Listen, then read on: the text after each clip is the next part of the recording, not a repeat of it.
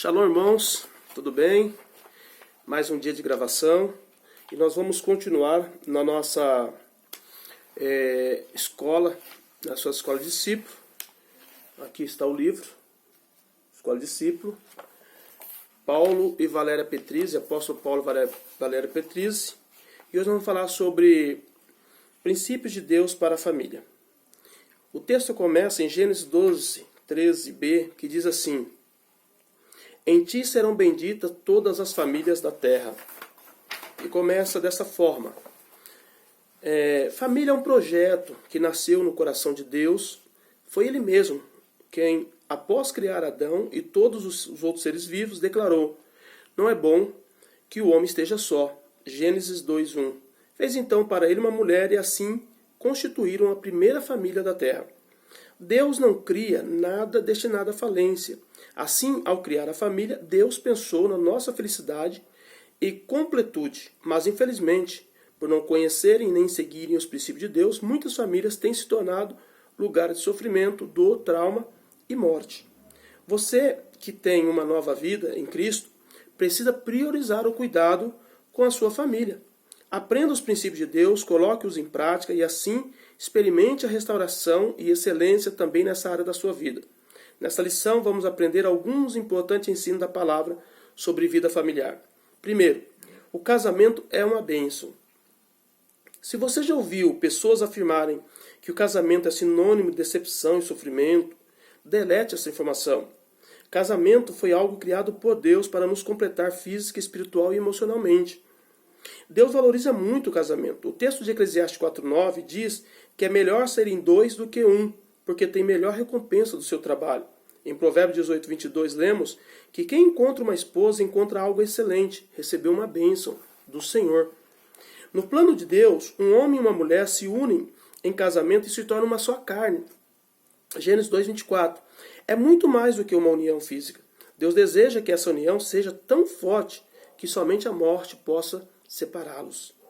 Em Malaquias 2:16, temos uma declaração enfática vinda do próprio Deus. Ele diz: eu odeio o divórcio.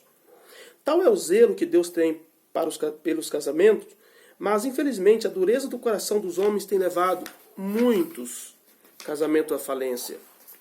Quantas pessoas tratam o casamento como qualquer coisa ou como algo descartável? Há pessoas que dizem assim, né? Eu vou me casar se por acaso der certo, se não der certo eu separo. Totalmente errado. Como servo de Jesus Cristo, você precisa tratar o casamento como algo sagrado. Assim como Deus é fiel e não quebra jamais as suas alianças, você, que é filho dele, deve manter também a fidelidade e a sua aliança conjugal. 2. Luz e trevas não combinam. Como o casamento é uma bênção criada pelo próprio Deus, é lícito que aqueles que ainda não se casaram desejam fazê-lo. Mas muito cuidado, seu casamento precisa ser feito no Senhor. O que significa? Que há um princípio no mundo físico e espiritual que diz que luz e trevas não se misturam, tipo água e óleo. Segundo Coríntios 6, 14 e 15 diz: portanto, ao escolher o seu futuro marido ou esposa, você precisa pedir a orientação do Senhor e jamais se unir a alguém que não serve a Deus como você. Uma casa dividida não prospera, pelo contrário, tem sofrimento e confusão para o casal e para os filhos. Hoje as pessoas saem e de repente já arrumam uma pessoa, já começa a namorar, já quer casar, ou então às vezes está na internet, né, nas redes sociais, descobre alguém, já quer casar, e não é por aí. Tá? Precisa pedir orientação para o Senhor, precisa orar primeiro. Por que precisa orar? Porque o casamento é algo muito sério, né, e se torna difícil se a pessoa realmente não estiver debaixo de uma cobertura espiritual, se não estiver debaixo de uma decisão divina. Se você ainda não se casou, descanse no Senhor, assim como Ele preparou uma esposa para Adão enquanto este dormia, é Ele quem pode preparar um casamento abençoado para você. Não tome essa decisão tão importante sem a bênção do Senhor. Se você se casou antes de conhecer Jesus e hoje o seu lar está dividido, a Bíblia tem orientação sobre como você deve agir. Em 1 Coríntios 7, 12 a 16 e 1 Pedro 3, 1 a 2 fala como você deve agir agora, já que você casou uma vez que você não servia ao Senhor. E hoje você pode até achar que, eu casei quando eu não era cristão, então isso não deve ser de Deus. Não. Busca a orientação do Senhor aqui na palavra e você vai conseguir vencer todas as dificuldades. Não se divorcie do seu marido ou esposa. Interceda por ele ou por ela, insistentemente, até que ele se converta e viva uma vida de testemunho, santo e irrepreensível. Terceiro, os filhos são a herança do Senhor. Os filhos são uma recompensa, uma tremenda bênção que Deus dá e que os tem, precisa ser muito agradecido a Deus por eles. Salmo 127, versículo 3 a 5. Nunca diga que seus filhos são um problema, ou um erro, ou um desgaste. Tenha cuidado, porque há poder nas suas palavras. Seus filhos são o que a Bíblia diz que eles são, uma herança preciosa do Senhor. Os filhos são nossos, os filhos não são nossos. Os filhos não são nossos, são do Senhor.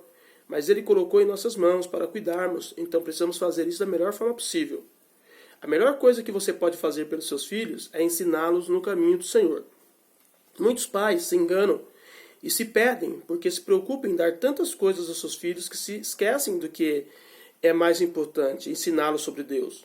Há uma promessa de que os filhos que aprendem sobre Deus quando criança não se desviam do caminho. Isso também é um princípio. Provérbios 22, 6. Quarto, cada um tem o seu papel. No projeto de Deus, a família é organizada e cada um tem os seus deveres. É um projeto perfeito que funciona de maneira exemplar se for seguido nos modos que o Criador determinou. É como um manual de instruções.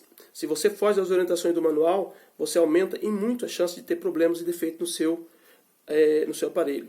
Assim também, se você não age de acordo com o que está escrito no manual de Deus, que é a sua palavra, você corre muito risco de ter sérios problemas no seu lar. E não adianta reclamar com o fabricante. É melhor obedecer às ordens do Criador.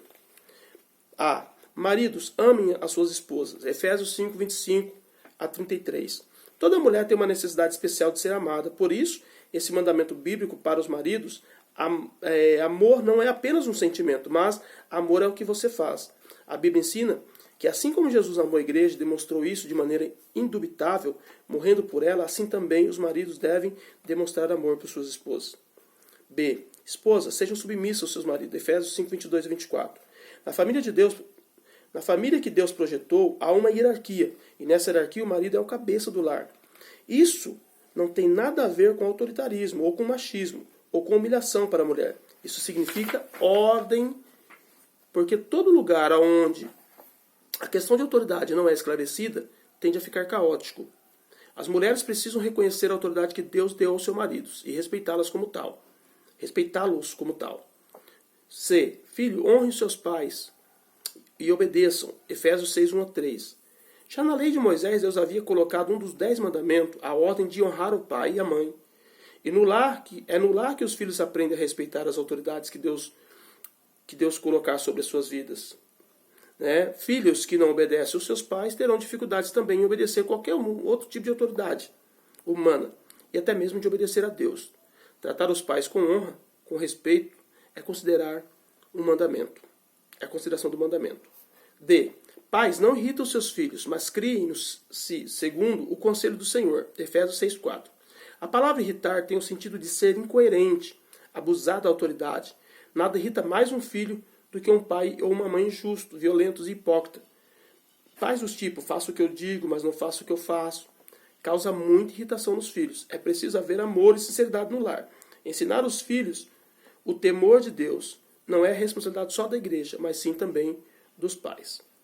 Quinto, a promessa de bênção. O Salmo 128 traz algumas promessas de Deus para a família, quando esta teme o Senhor e obedece os seus mandamentos. São promessas de felicidade, de prosperidade, de frutificação e de unção, não só sobre a nossa vida, mas até sobre a vida dos filhos dos nossos filhos. Quando Deus chamou Abraão e lhe fez promessa, uma das promessas era abençoar através de todas as famílias da terra. Abraão aceitou e foi fiel à sua aliança com Deus, sendo obediente em tudo. Por isso foi muito abençoado. Você pode fazer parte dessa promessa, mantendo também a sua aliança com Deus e obedecendo também aos seus princípios. Deus quer abençoar a sua casa e, através de você, abençoar também muitas outras famílias. Deus também é poderoso para restaurar qualquer situação difícil. Se por não conhecer ou não praticar os princípios de Deus, hoje a sua família está fora da bênção, você será um instrumento de Deus para trazer restauração e cura para dentro da sua casa.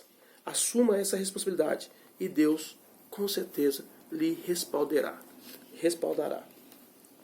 Nessa lição você aprendeu que a família é um projeto criado por Deus para nos completar e nos multiplicar e nos abençoar. Que nos projetos de Deus um homem une-se à mulher para terem um casamento santo e indissolúvel. Que os filhos são uma herança preciosa do Senhor e a nossa responsabilidade principal é ensiná-los a amar e temer a Deus.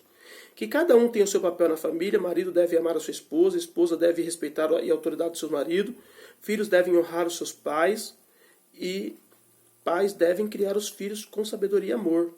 Que quando seguimos o princípio de Deus, que Deus estabeleceu, entramos na bênção de Abraão. A nossa casa e a nossa descendência são abençoados. Que Deus nos dá uma oportunidade de recomeçar. Sua família até hoje não tem experimentado as promessas de Deus, basta começar a ser fiel e obediente, e a restauração virá.